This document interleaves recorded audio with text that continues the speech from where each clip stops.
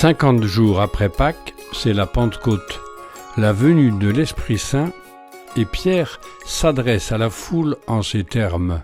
Hommes d'Israël, écoutez ces paroles. Jésus, le Nazoréen, cet homme que Dieu a crédité auprès de vous par les miracles, prodiges et signes qu'il a opérés par lui au milieu de vous. Vous l'avez pris et fait mourir en le clouant à la croix par la main des impies, mais Dieu l'a ressuscité, le délivrant des affres de l'Hadès. Dieu l'a ressuscité, ce Jésus. Nous en sommes tous témoins. Et maintenant, exalté par la droite de Dieu, il a reçu du Père l'Esprit Saint, objet de la promesse, et l'a répandu. C'est là que vous voyez et entendez. Que toute la maison d'Israël le sache donc avec certitude. Dieu l'a fait Seigneur et Christ, ce Jésus que vous avez crucifié. Nous avons donc maintenant une deuxième définition de l'Évangile. Désormais, la bonne nouvelle s'énonce ainsi. Jésus a annoncé le règne de Dieu, apparemment il a échoué, mais non, ça n'est pas un échec, c'est une victoire. Dieu l'a ressuscité, il est le Seigneur qui va continuer d'assurer l'expansion du règne de Dieu à travers toute l'histoire.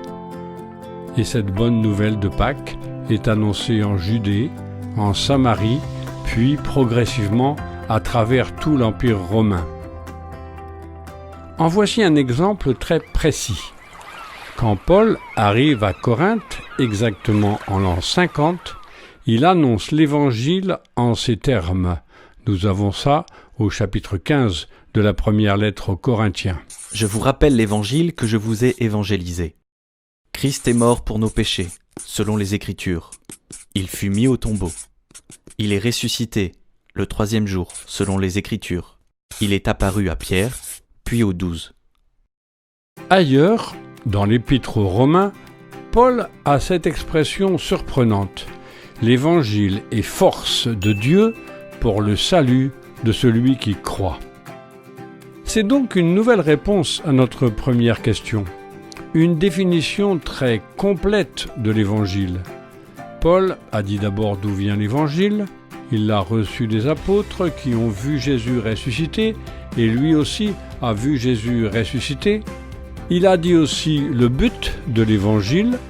L'Évangile est fait pour nous sauver, pour nous arracher au malheur et à la mort, pour nous donner le bonheur. Et quel est le contenu de cette bonne nouvelle ? Nous revenons au message de Pâques. Jésus est mort pour nous libérer du péché. Il a pris sur lui tout le poids de l'égoïsme et de la haine. À la haine, il a répondu par le pur amour. Et cela, humainement, a causé sa perte, mais du point de vue de Dieu, cela a été le triomphe de l'amour créateur et sauveur. Il est ressuscité selon les Écritures.